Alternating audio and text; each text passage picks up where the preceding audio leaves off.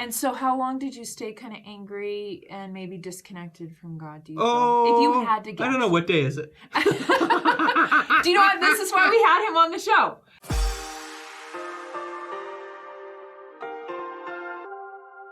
Hello and welcome to The Middle. We're so excited you are here. And welcome if you have just found us on our new platform, Third Hour. We are so happy to have this new home. And I'm so excited to have my friend Richie here. Hey. How are you? So great. Okay, get ready. If you haven't taken a nap, you may want to pause. Buckle up. Get in here. Here we go. Take a nap because Richie, if people don't know you, I don't know why they don't know you, but introduce yourself. And if you miss something in the bio, I'm going to squeeze it. I am Richie. I co-host a show with Lisa Valentine Clark on BYU Radio, also available on podcast called The Lisa Show. And once a month. And once a month, this girl right here on with us. Is it only once a month? Does it feel like more? I just feel like whenever, it's great. We could do it more. No, let's do it once a day. Can we move it? It might help us with planning. I also host a podcast called The Cultural Hall, which I've done for almost a decade, which is super cool. DJ weddings. I do singing telegrams on occasion. My wife will say, there isn't really anything you won't do for money. And she's right. If someone flashes money my way, I can do that. You bet I can do that. I send a lot of DJ jobs your way. Do you know that? I did not know that, but I'm very appreciative. You booked a really high-profile person because of me. Oh, well. I'm just saying. And I didn't get a thank you note in mail. Well, they didn't drop your name. Maybe because... Maybe they were trying to get this special deal. Yeah. Don't tell that we know Gainalyn. Oh, if you know Gainalyn, we hike it up. That's how it is. So we're going to talk a little bit about mixed faith marriages. You are currently married to a very lovely person. Thank you very much. And she's kind of the opposite of your personality. Would you describe her that way? Yeah, very much so. Where I'm extroverted, she's introverted. Where I'm chaotic, she's very organized and methodical. Very methodical. Where I shoot from the hip, she's got the plan, and we go that way. So we are, the old adage of, opposites attract. Right. We are that to a T. And she eats very healthy organically. Yes, yeah. And your diet is? Whatever. I won't tell you why I was a little bit late today, but that's part of, what I eat. My mom will oftentimes call what she eats yard clippings. Is your wife eating yard clippings? Oh, no. Because it just looks, like a bunch of green things. She's been a good influence as far as that goes for me. And we want to go a little back behind the story before she entered your life. Right. Because I think it gives us some idea of what you brought to the table and what she brings to the table. Right. Back in the day, you were raised in a good LDS. I mean, kind of. So, my parents got divorced, and mine too. We share that. Yeah. Back in the olden days. Yeah, not the same parents, though. To No, be we're clear. not siblings. It's not like that. We are in the gospel, brother and sister. Yeah. Listen, now you have to qualify. I mean, technically, if you look at our genealogy, we go back and we're find your ancestor. Yeah. Turn your phone on. We'll get the app. Exactly. 10th cousins once removed, okay, I think is what we said. But, so when they got divorced, my mom actually left her faith, said, faith, not for me, not doing it anymore. And my dad leaned into his faith and was very much that way. So various, I always hate to say like prestigious or higher callings, but that's kind of where my dad would do high profile callings, right? In leadership, ecclesiastical leadership. And so that's where he sort of found himself. And knowing after serving a mission that was something that I wanted to do, was have faith be a part of my life.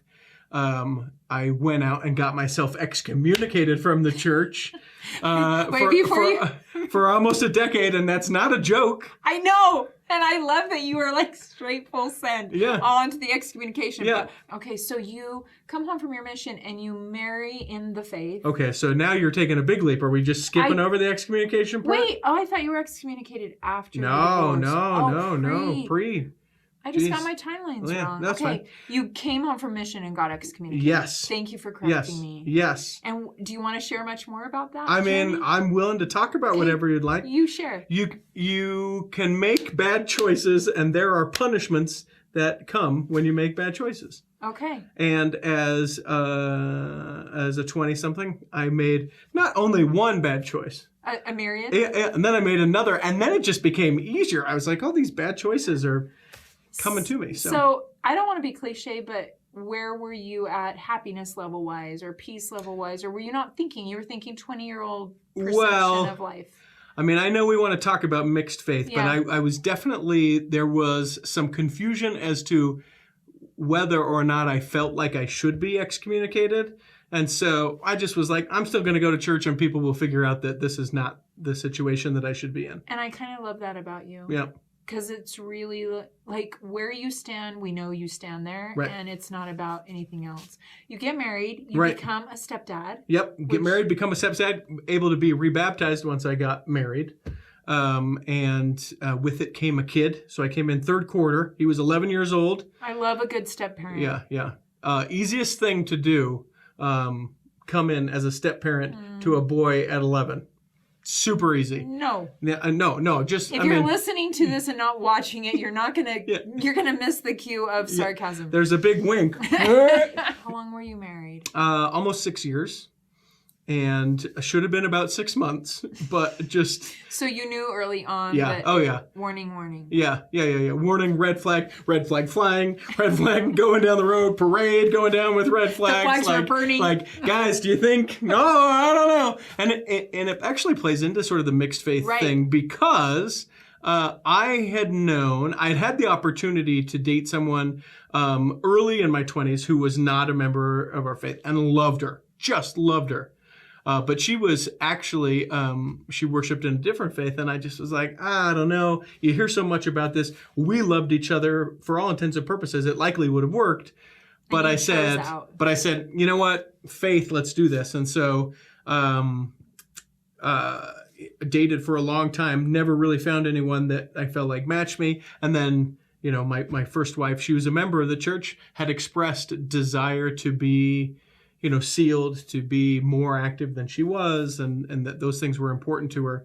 And, you know, a couple months in, quickly found out that that wasn't necessarily the case, or that there had maybe been, you know, a little bit of bait and switch, or, you know, that kind of stuff. And just... So I love that you're talking about like values, because it sounds like you were dating someone that wasn't of your faith, but the values seem to line up. Yep. And then you marry someone that it looks like checks all the other boxes. Right. But really the values didn't match up, even though there's this one label that matched. Right. Underneath that, the labels didn't match. Yeah, exactly. So when that marriage ends, where were you at with your faith?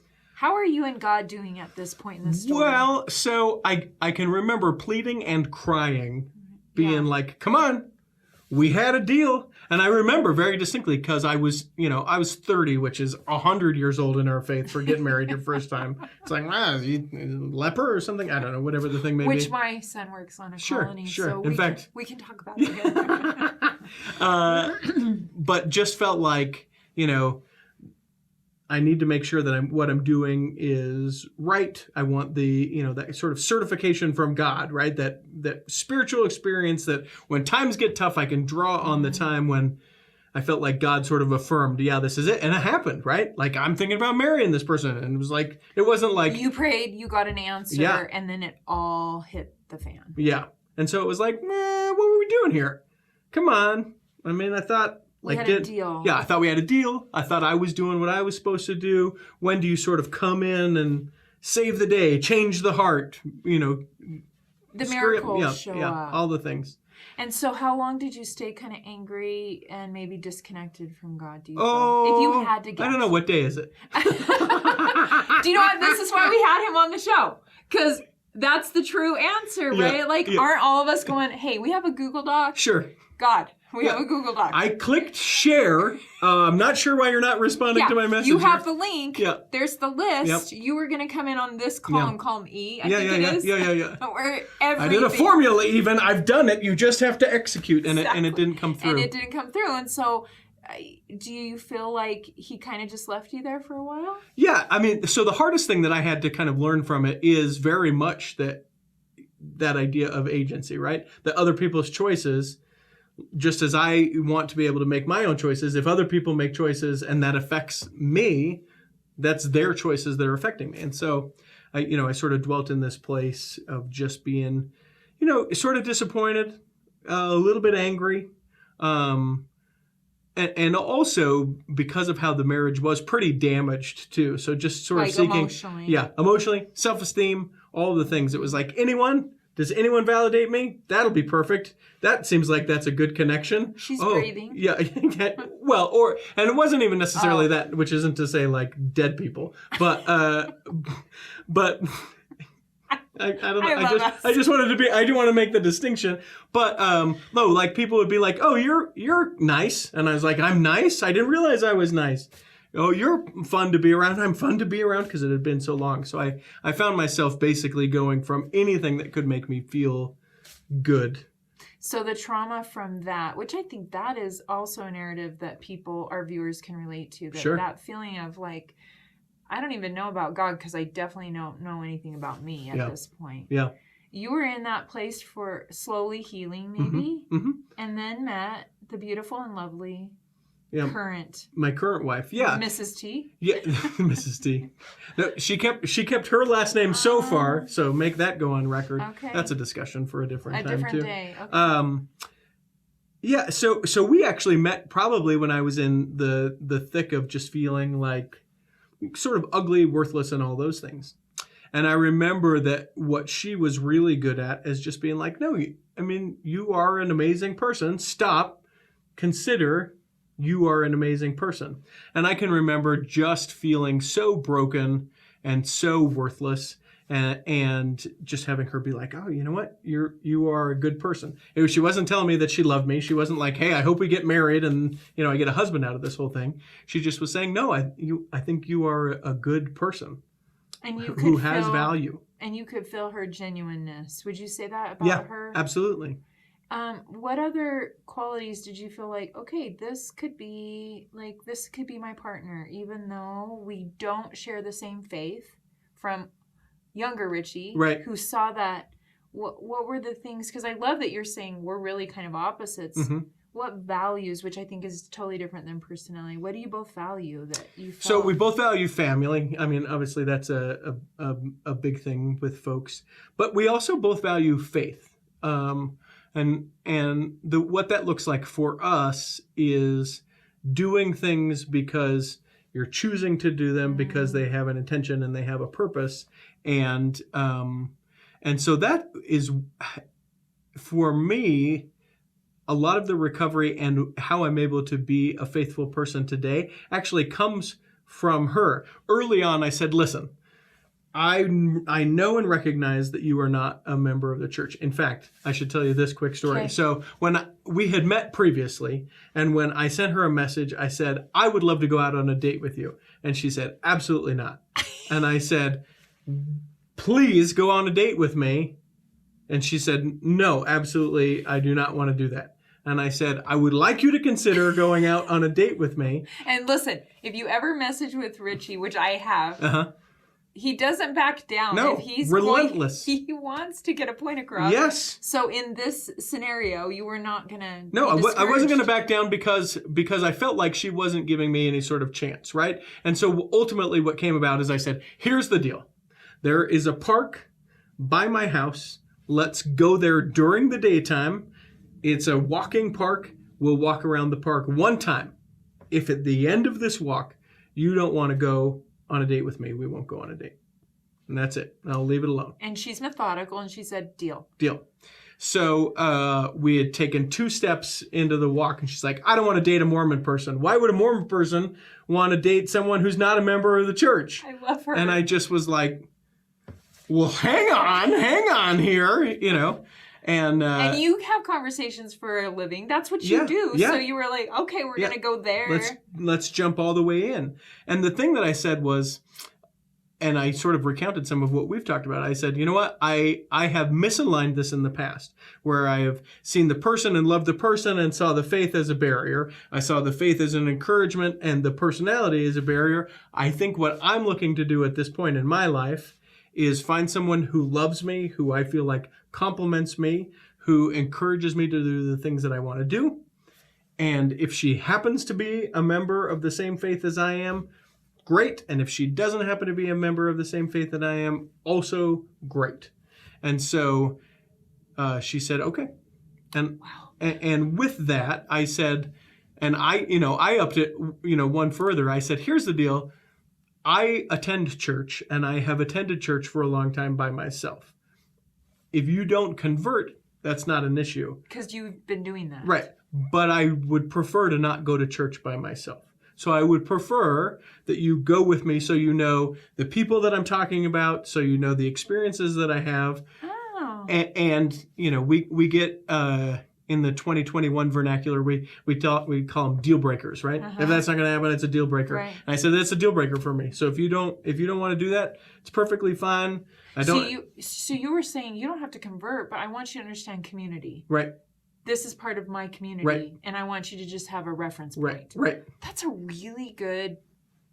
I don't know. I'm just feeling like prayers answered by viewers right now. Right. Because some people are finding themselves in this position after temple marriage, return missionary, sure. and one of the two decide, I'm not in the faith. Right. They probably already understand the community because if they were a part of that at one point, right. they know the players. Right. For good or for bad. Right. And you were saying, hey, I'm okay, but I want you to understand. And what was her response? She said, okay, let's come with me every week. So now that's pretty rare, I recognize. So does she currently? Oh, yeah. Wait, what? Yeah. Yeah, and this is breaking news here on the middle because I did not know that. Yeah, so there are several people in our congregation who would have no idea that she's not a member of the faith because she shows up, she's there, she's in class. Okay, wait. When we were having classes. Does she do okay with the gospel discussion part pre-COVID, right? Yeah, I think she does pretty well. There are a few things that I think that she sort of struggles with. Cultural things or doctrinal discussion? Well, I think it's more like, hey, if you're going to do it, then do it. Those kind of things. And that's where she has been both a blessing and a curse. Because she's very intentional in her life. Right. So when we shut down for COVID and it had been a couple of weeks and I hadn't done the sacrament at home, she's like, are you going to do that? You probably should do that, don't you think? Or maybe like not. That's for you if you're watching. Yeah. Your wife, not for you, Richie.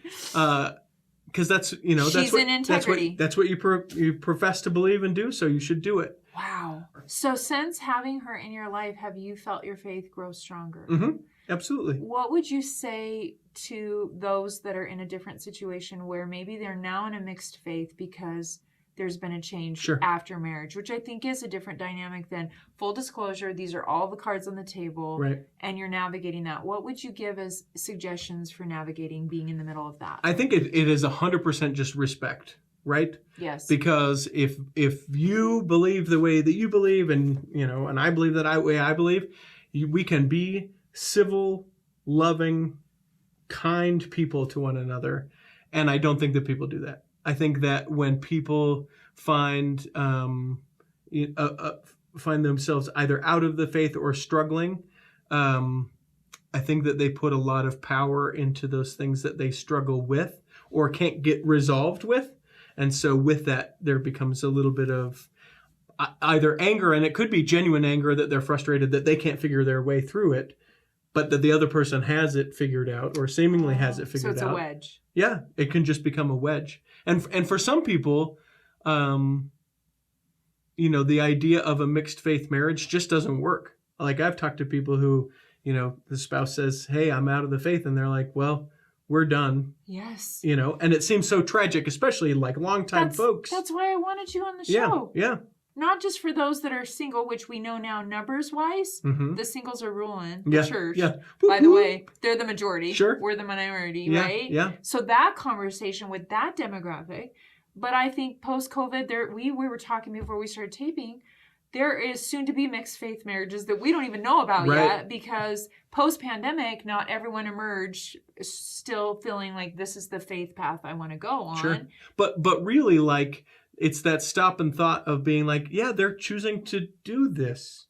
Maybe now, maybe forever, maybe they'll never come back. Maybe it's just a time that they're taking a break or they need to figure some things out. A lot of times people will talk about, they take a leave of absence for a little while to really recognize what it meant for them and they come back to the faith in a different way.